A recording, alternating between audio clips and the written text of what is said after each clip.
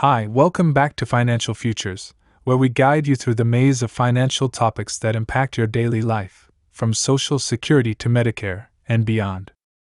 Today, we're tackling a frustrating but crucial topic: prior authorization for medications under Medicare Part D, and the big changes coming in 2025 involving biosimilar drugs. Let's dive in to help you stay ahead of the curve.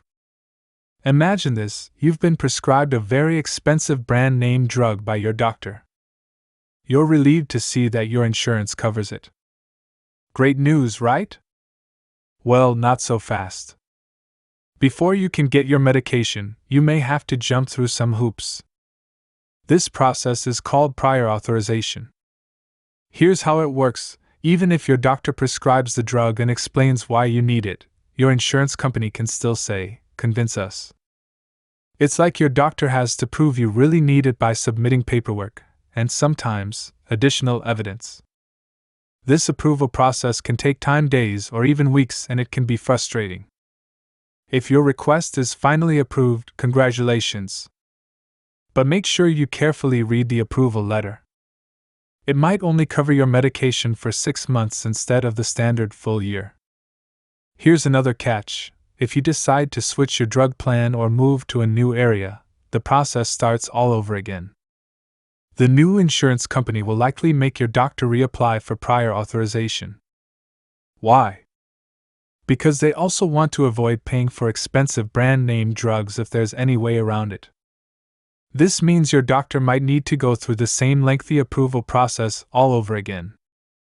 Now, let's talk about biosimilar drugs, a term that's becoming more important as we approach 2025.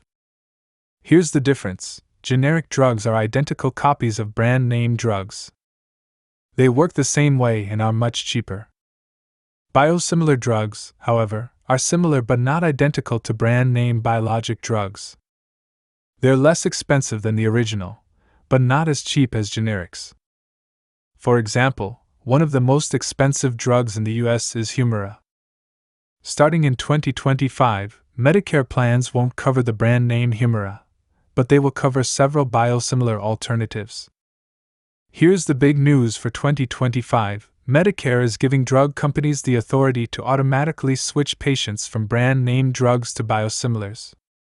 If you're currently taking a brand name drug and a biosimilar version becomes available, your insurance can say, "We no longer cover the brand name drug, we only cover the biosimilar."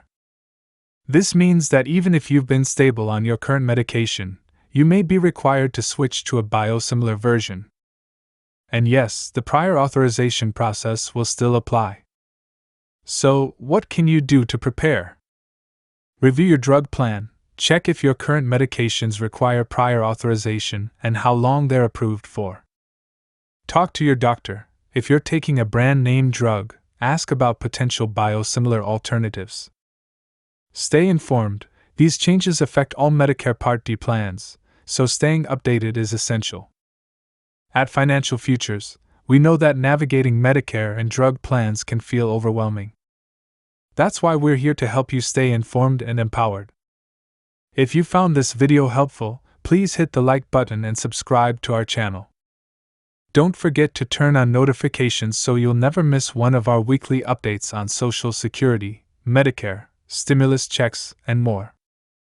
Have questions?